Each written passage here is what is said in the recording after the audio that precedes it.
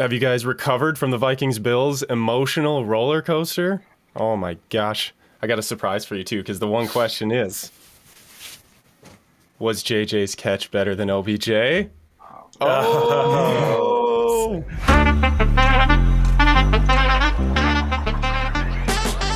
Where did you get that? Oh, I got this at hotdishsports.com. You made that shirt. Oh, I made that shirt. That's awesome. I'm going to walk down to US Bank and just sell out of these, dude, on Sunday. For real, though, have you guys recovered from... It was quite the emotional roller coaster we were sent on. We actually watched the game together, and it was pretty emotional. We were actually in New York watching it, and it was... Everyone stopped watching their respective games and was watching the Vikings game. So it couldn't have worked any better for us because we were in a bar full of Giants fans, and once that game finished up, they all just switched over to cheering against the Bills. So it was basically a Vikings bar, and we had an absolute blast. That was game of the year. Yeah, that was epic, and we did say it was going to be close, and we said the Vikings were going to win, and we called it. We called that. We did. I think off the podcast we were talking about like, oh yeah, Josh Allen will fumble on the 1 yard line to give us a touchdown with few seconds left in the game, right? I remember talking about that. Yeah. No, we actually, when they were stopped on fourth down, I'll give it to Alex. Alex said, that's okay. Like, we're just going to get a safety and get the ball back. And I was like, I don't know, man. I don't know. That's I don't know, the odds of that. And then we got something way better, which was the fumble recovery for a touchdown. So, which the odds of that were probably even less. But yeah, I don't know if you guys saw the Paul Allen call. LeBron James tweeted it out this morning. Like late at night, maybe. Yeah, LeBron James tweeted out and said Paul Allen is something special or something like that. I was like, yes, he is. What's LeBron James doing up so late? Partying. He's figuring out new things to lie about. Yeah. Yeah, it's also on. They're on West Coast time, so I guess it's late here in Minnesota for us. But what are you gonna do? All right. So we've had to wait a few days to record this because our blood pressures had to come down, obviously, from that epic win. But today on the pod, we're going to go through the game. I promise we'll get to the fourth quarter pretty quick. But let's kind of go through some of the highlights and kind of talk about some of the best moments in the game. And just first off, obviously the Jefferson touchdown. What was your thoughts on that catch and that touchdown there? And a little about the Selly, obviously. His, fake injury? Yeah. Is that what you're saying? Oh, yeah. Dude, he tricked all of the sports. Well, I'll just first off say he had a monstrous game overall. I mean, he had, I have to look, hold on, 193 yards receiving and a touchdown. So, and he had a ton of targets, 16 targets. So they used him a lot, as usual. But yeah, he had a huge game. I don't know, Alex. Yeah, I mean, that's exactly what you're looking for out of your wide receiver one against a great defensive secondary, to just come out and, show he's legit, show he is one of those alpha receivers in the NFL. And we saw that this game, and it was fun to watch. Yeah, he was pretty crazy. And getting that touchdown right off the bat, I mean, he caught that one against the defender too. It was pretty much an uncatchable catch that there's no such thing for him. So I feel like any time any corner, anybody, any safety ever touches him, it's like, oh, that's probably pass interference, because he could have caught anything. It doesn't matter what it would have been. But yeah, he scores that touchdown. I had to leave actually right after that touchdown, help a friend who blew a tire not far from here, and I get back and see Singletary had scored 2. I'm like, are you kidding me? That might be the most Minnesotan thing I've ever heard. I didn't hear either of those touchdowns, and I was. He doesn't sound like a very good friend. No, he does not. Calling you in the middle of the Vikings game for help, that's when you wait. Yeah, you can stay there, bud. Yeah, no, we got a lot of snow here now. That's not. Yeah, I think going into they had the fumble recovery from Singletary in the second quarter, and then Buffalo got the ball back and scored. So yeah, going into the second half of the game was a little it's not what we wanted, really. I think it was 24-10. At that point, I was a little, because the Bills are good, they're They're really good.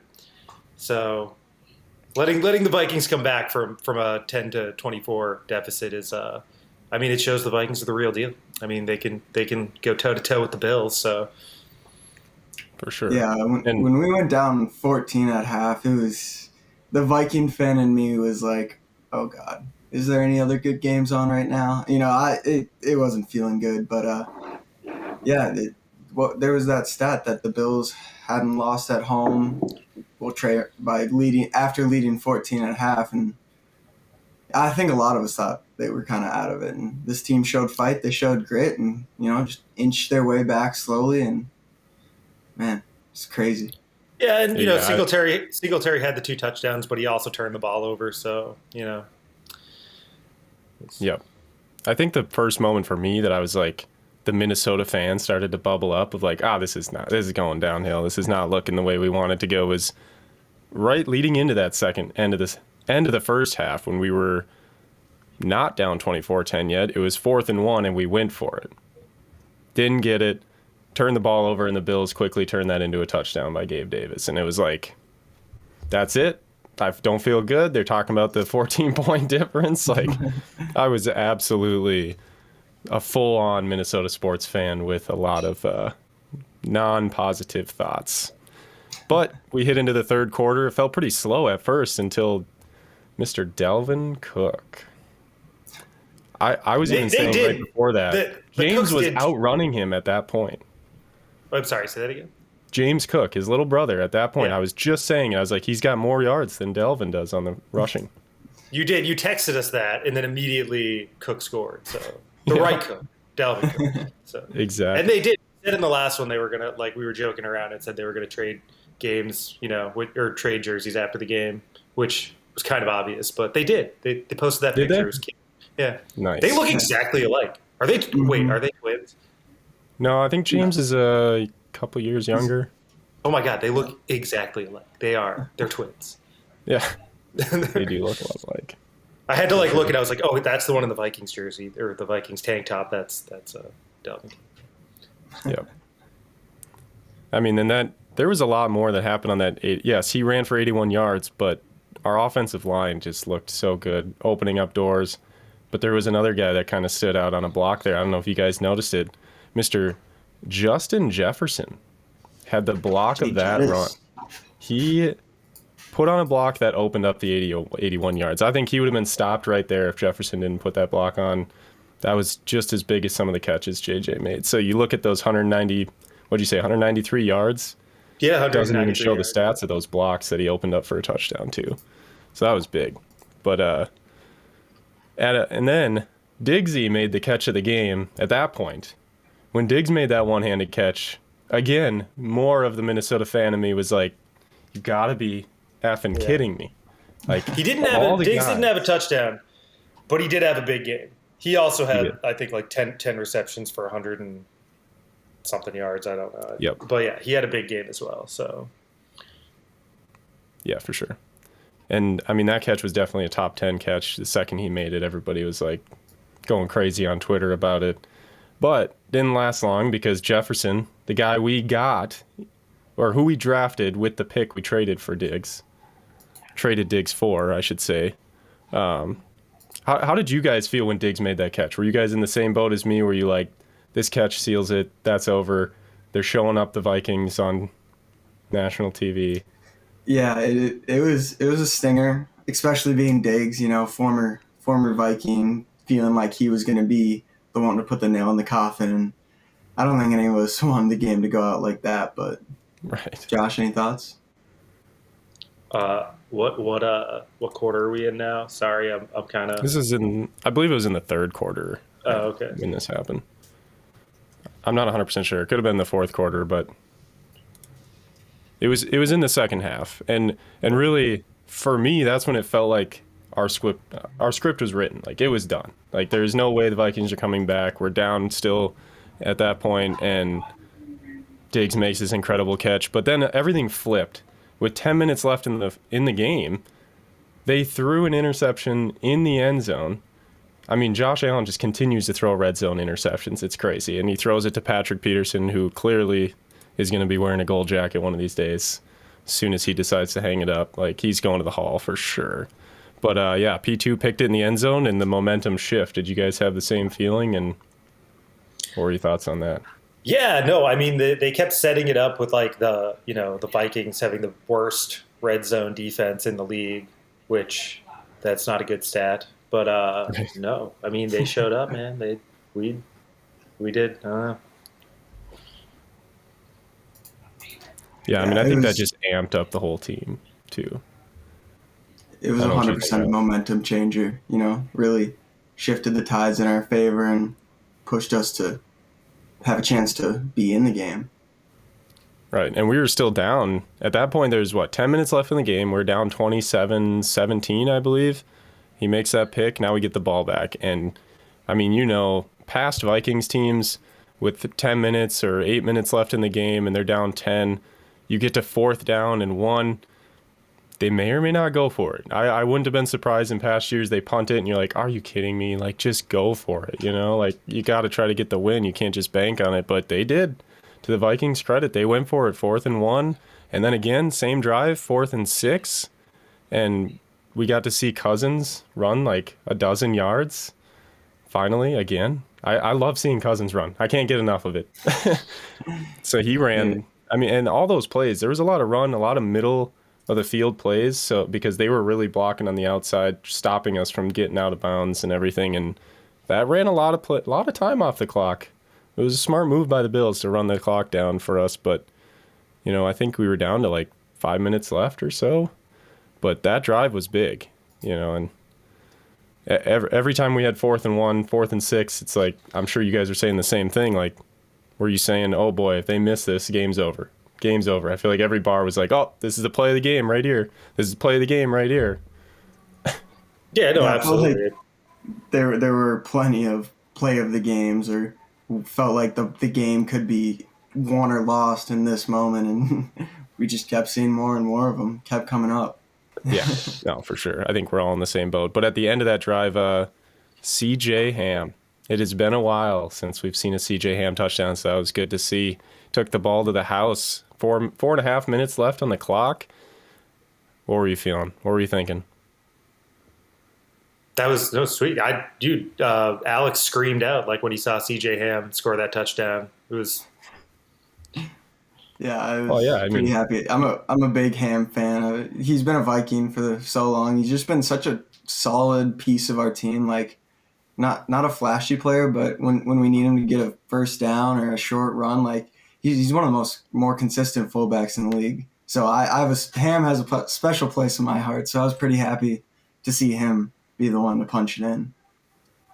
yeah, CJ Ham is awesome, and he punches that in, and you go, okay, now all we got to do, get the extra point, go down, kick it. We just got to get a field goal, tie it up. But classic Minnesota. Greg Joseph goes out there and banks it off the upright. No good. Now we're down by 4 instead of 3. I don't know. I literally just threw my hands up and I'm like, you gotta be kidding me. Like, this is unbelievable. I could see all the headlines already. I could see everyone asking, Greg Joseph, is he going to be cut? Is he gone? Is he done? The Viking kicking is cursed. Game over. well. That always like comes back to Not so bite us, bad. and in this case, it just sent us to overtime. But luckily, it Right. didn't. We didn't lose the game because of it. So Dude, yeah, it was. Well, and at that point, you're down by 4, and you're thinking, there's just no way. Now they have to score a touchdown.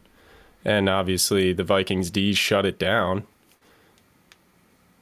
They just had to shut down. They just couldn't let up that field goal. So they found a way. They shut it down. And then we get the ball back. Let's see, where were we? In the 4th. So, yeah, they turn the ball back over to us. There's 2.5 minutes left on the clock. And Cousins gets sacked twice. I'm like, are you kidding me?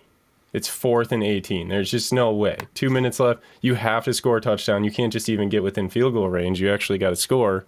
So they go for it on 4th and 18. And actually, I don't know if you guys heard this or not. I wrote this down, but when Cousins got sacked that second time, the announcer, one of the guys, I can't remember which one said it, actually said, and Von Miller puts a stamp on this one. And it was like, game over. Like, it's done.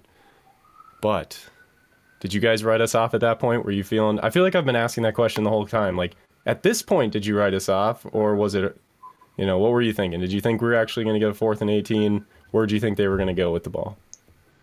I'll say that I wrote us off quite a few times in this game, and Alex was the one that kept the faith the entire time. He would always come up with some crazy scenario where the Vikings would win, and I was just kind of like, I don't know, but I mean, Alex has a gift, I guess. He puts out the good vibes, and unless I bet money on it, then it usually doesn't go that way. Dude, and 4th and 18, I got nothing more to say other than JJ. What are you guys' thoughts on the catch? Everyone knew the ball was going to him. Oh, yeah. I absolutely love the energy of the shirt, but I'm going to have to disagree with you. And I'm even going to go further and say it's not even the best catch of the year. I would like to. I think we need to put the clip. All of the positivity has been burned. Yeah, we need to put the clip of him catching it so that you can see it, like right here. But when I say that, we obviously can't put the real clip, so we should have. Imagine it. Everyone imagine the clip. No. We'll have Alex just reenact it, basically. Okay. And we'll put that clip in right here. So I just sent you guys the link to the video. George Pickens earlier in the season made a absolutely inhuman catch, and I want you guys to watch it and give me your opinions on it, because I think these are the two that are going to get compared this year. Well, I mean, I saw this. I remember this one on Thursday Night Football for sure. Wasn't it Thursday Night Football? Yeah, I think so. Sorry, go ahead. I didn't mean to interrupt you. But I mean, it was looking at Odell's catch. Like, I still don't know how he possibly did that. Jefferson's catch was absolutely amazing. There's no doubt about it. But if we're comparing it to those two, I find it hard to say that his was better. But that's my personal opinion. Well, what do you guys think? Well, it's the situation also adds to the catch. Like like with Odell Beckham, I mean, that was a big catch because there was a lot on the line. Same with this one. Game would have been over if he didn't catch that. I don't remember the exact situation in which George Pickens made that catch, but he didn't have first quarter, second and third. Yeah, second quarter. First quarter. No, first quarter. Yeah, second. Yeah. Yep. See, like, so yes. Well, it was a good catch. Yes. It wasn't a clutch catch. It wasn't, in the same sort of situation. Had the game been on the line, I mean, would he have made the same catch, or would he have been? I don't know. Could have been. Yeah, I agree with Josh. I think the only comparables would be some other situation in a Super Bowl. Like, I can't remember who did it, but the helmet catch when somebody caught it, was that Edelman? David Tyree. Tyree. Okay, yeah. So I mean, some of those big plays like that, because if you think about like baseball, right? There's been home runs that are hit in the second inning that are just absolute nukes that are just crushed. But when that's hit in the bottom of the ninth with 2 outs and you got 2 runners on, down by 2, like Yordan Alvarez home run, he's hit bigger bombs than that. It wasn't his best home run, but it's up there of biggest home runs on the year, just because of the situation, the clutchness. I mean, Jefferson had a do or die situation. Game's over if he drops that ball. Yeah. And he pinches it against another guy's glove. Unbelievable. They did send Jefferson's glove and his arm sleeve to the Hall of Fame already. So That's I don't wild. see Pickens there. I don't see them doing that with that Pickens play. But it is a great catch. Don't get me wrong. The Pickens catch is great, but I think it's the situation that makes. Yeah. But if you look at everything, LBJ. Now that we know the outcome of the game, and we know that catch was, huge. It's the same with that. You said something about Edelman earlier in the Super Bowl. That catch against the Falcons, that one. It's like that catch is historic now because they ended up winning the game. Same with this. Now the Vikings have they're tied for the best record in the NFL. Like, there was a lot happened because of that. So, and we're going to go to the Super Bowl and we're going to win. Right. I think that's actually what I was just going to say. I think that's a lot that's riding on this catch to be considered one of the best of all time. If we go on and blow through the playoffs and actually find a way to win the Super Bowl, this catch is the best. I think there's no doubt this had all the implications that got us home field advantage. It's going to have. This is a Timberwolves mug, by the way. Oh, nice. I'm just that kidding. looks a lot like Anthony Edwards. He was huge last night, by the way, him and Karl Anthony Towns. Anyway, back to the Vikings. Okay, so Jefferson makes his catch. He's a maniac. We all agree. There's a lot of catches that we could discuss that are amazing, but situationally doesn't get much better than that. 4th and 18. He's just on another level. I mean, he literally could not miss a catch on that drive. After he made that catch, they threw to him a couple more times, I think, and then including that one on the 2nd-yard line that he caught where he was literally being tackled and he had double coverage. Didn't matter. He found a way. Like, he's unbelievable. I just don't understand how he can do some of the things that he does. But another thing I can't understand is how in the world does Ingram, I think it was Ingram, trip Kirk Cousins twice, including one that's on the, it was 1st and goal, and he trips him? How's that happen? I can't even comprehend. Alex, did you see that? I'm sorry, can you kind of state that question again? I was kind of Yeah, no, I was saying, did you see when Ingram tripped Kirk Cousins 1st and goal? I mean, I think so. He stepped on his foot. Yeah. And I've never seen that happen twice in a game. I mean, especially in a situation like that. Yeah. But let's not focus on the bad things. I know, but that was let's not become those Vikings fans. That's true. Okay. So then Jefferson scores a touchdown. They take it back. They review it. They decide that it's 4th and a foot. Cousins is going to push. Is that what you guys assumed was going to happen? Yeah. Yeah, and it's again, I don't, I'm not a quarterback in the NFL, unfortunately by choice, because I just have other things to do. But I don't understand. I guess I don't understand. Like, if all you have to do is get the ball over the line, like, why not just reach out? Even if they knock it out of your hand, once you get it over the line, it's a touchdown. But he just kind of ducked down and ran behind the center, and then obviously didn't score. So yeah. And I was honestly thinking at that point too, like, situational. We always talk about situational football with KOC. There are MLB teams, they just have a runner who all he does is pinch run. How is there not a guy that's like, his job is to get 1 yard and all he does is jump? Like, there are guys that can jump over cars. Can you not hand the ball to someone and he can just jump the line, tuck and roll? Like, he's got to be able to get up and over a guy who's 6 foot. I feel like that might show your hand a bit and give the defense a little too much information if you're using a guy for sneaks that specifically only sneaks the ball. But you just mix it up by having him hand it off to the outside or something every once in a while. Yeah, and I think everyone knew Cousins was going to sneak. That's just as obvious. I was sitting at home, knew, after Cook dropped that pass, I'm like, well, they're not going to try to do that again because that didn't work. And now they're even closer. That drop pass hurt. That did. Yeah. I know there's a reason for it, but I would have jumped. I've seen lots of images too that have come out of, they had 12 men on the field at one of those plays. I think it was the 1st and goal one when he got tripped. They had 12 men. And then also the play that he did try to QB sneak, they had 2 guys offsides. Yeah, they were encroaching over the line of scrimmage. You could see it perfectly from that side angle. Their hands passed the ball. It's like, come on. Yep. Yeah, there was a lot of plays that we just did not have the refs on our side, it felt like. And after that, we didn't score. Then were you guys screaming like little children when... One, did you think he got the safety, and how long did it take you to realize that it wasn't a safety? I thought it was a safety off the bat, but then when I saw the arms go up, I was confused. But yeah. Yeah, that was crazy. It wasn't even like we didn't even really cause the fumble. Honestly, it looked like it was just like they messed up the snap. It looks like it just hit Josh Allen on the hands and it dropped. So that, to me, I don't know. I couldn't see it obviously when we were watching it live. They had to show the replay to see that. But yeah, they had the presence of mind to recover it. And that was unbelievable. Way better than a safety. Right.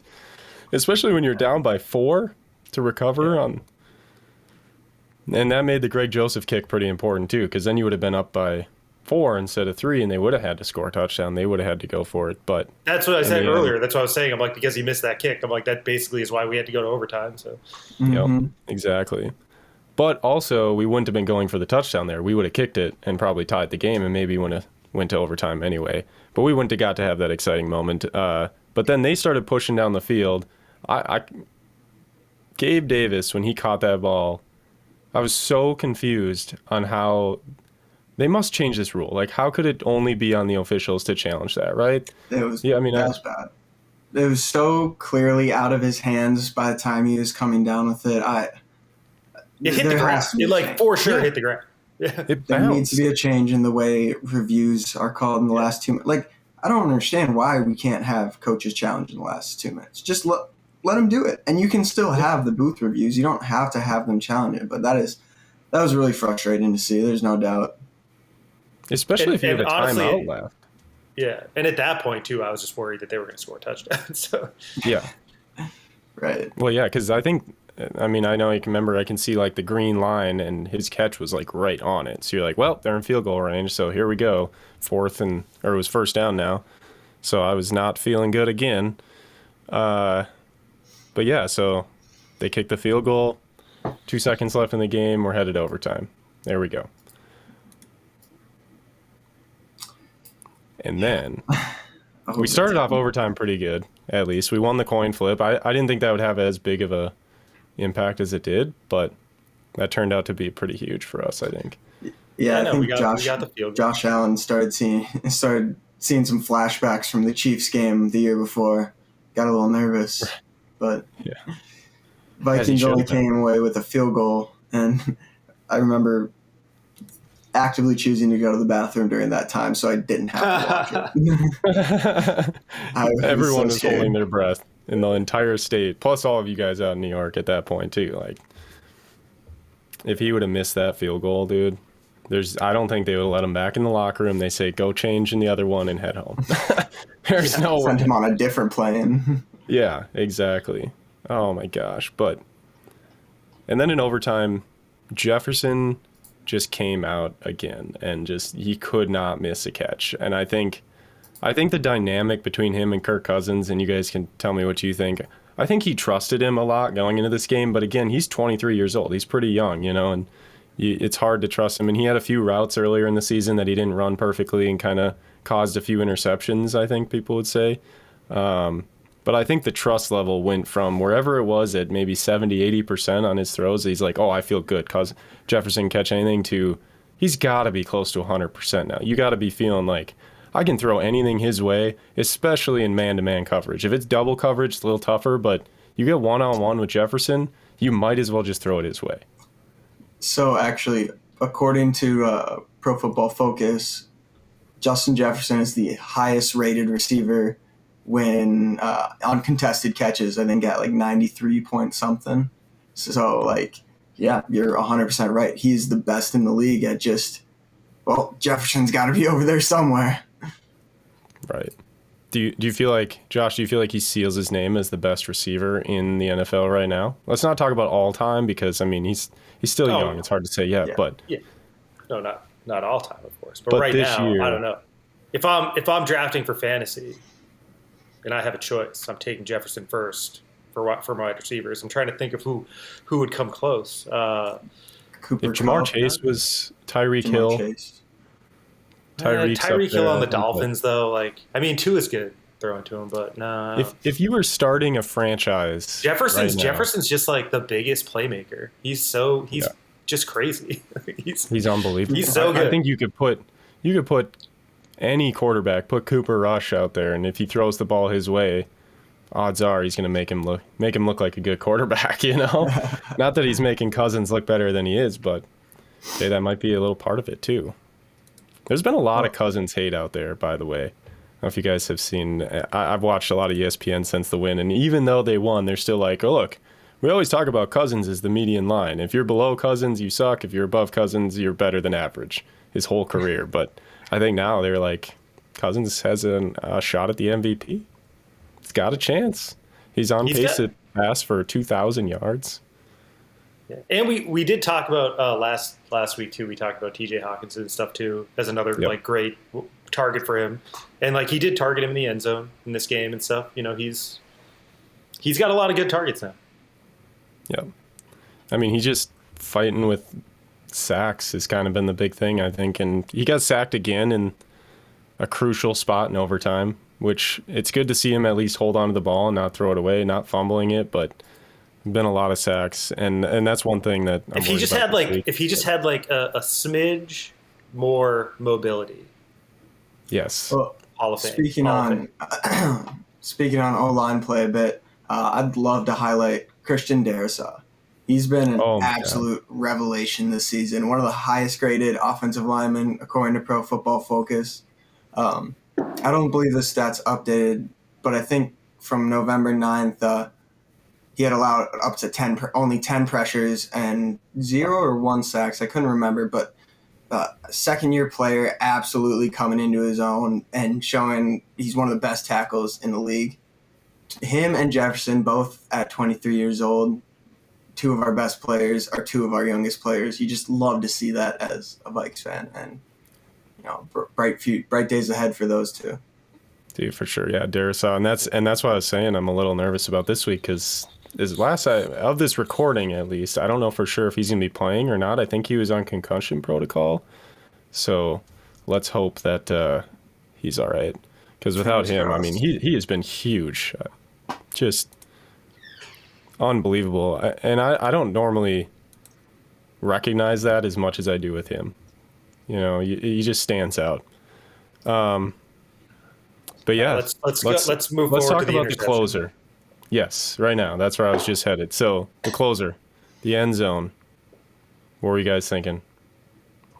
I'll leave it to you. I mean, I wasn't expecting I assumed they were going to get a field goal at least, and we were going to get another shot with the ball. But Peterson's interception was that was super clutch. Everyone just freaked out. It was awesome.